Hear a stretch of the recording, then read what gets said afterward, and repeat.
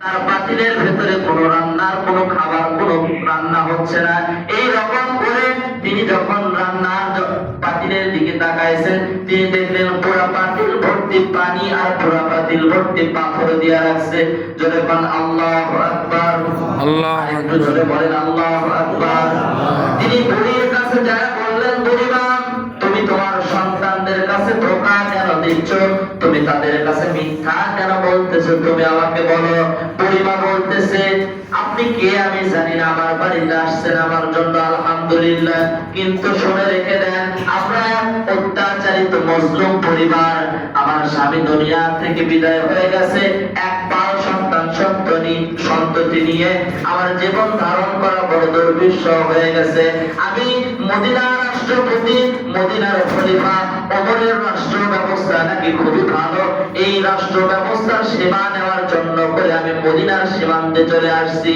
কিন্তু আমার দুর্ভাগ্য, আজ কয়েকটা দিন চলে গেছে, মদিনার রাষ্ট্র প্রধান আমার কোনো খোঁজ নেয় নাই। আমার কাছে কোনো খাবার নাই, আমার কাছে কোনো টাকা পয়সা নাই, আমার এই সন্তানদেরকে আমি কিছুতেই মানাতে পারছি না। এই জন্য তাদেরকে মিথ্যা সান্ত্বনা দেওয়ার জন্য করে তাদেরকে আমি পাত্রের ভেতরে পাথর আর পানি দিয়ে জাল করতেছি। তারা এই সান্ত্বনা করতে করতে, এই কান্না করতে করতে সান্ত্বনার জন্য করে তারা কান্না করতে করতে ঘুমায়া যাবে, এই জন্য আমি এটা করতেছি।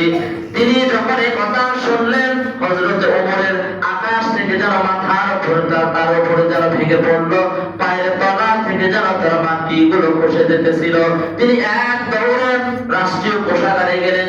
রাষ্ট্রীয় কোষাগারে যাওয়ার পরে একটা বস্তার ভেতরে কিছু খাবার দাবার আর আটাগুলো তিনি বোঝাই করে নিলেন। নেওয়ার পরে তার রক্ষক আসলামকে বললেন, আসলাম রে, এই বস্তাটা আমার মাথায় তুমি তুলে দাও। আসলাম বলতেছেন, আমি হলাম অর্থমন্ত্রী, আপনি হলেন প্রধানমন্ত্রী, আমি অর্থমন্ত্রী আছি, আপনার কোনো সমস্যা নেই, আপনি আমাকে দায়িত্ব দেন, আমি আমার কাঁধে করে এই মালটা বহন করে ওখানে নিয়ে যাব। বলতেছে আসলাম, কথা বাড়াবা না, যে একটা দুর্বিষহ চিত্র আমি দেখে আসছি, কাল কিয়ামতের ময়দানে আমার মতো শাসকের কোনো ছাড় হবে না। তাড়াতাড়ি করে আমার বোঝা আমাকে বহন করার জন্য করে আমার কাঁধের উপরে আটার বস্তা তুলে দাও। আমি এই অর্থ পৃথিবীর প্রেসিডেন্ট ওমর বলতেছি, আমি আমার পাপের বোঝা আমি বহন করে এটা লাঘব করে দেবো। জোরে বলেন সুবহানাল্লাহ।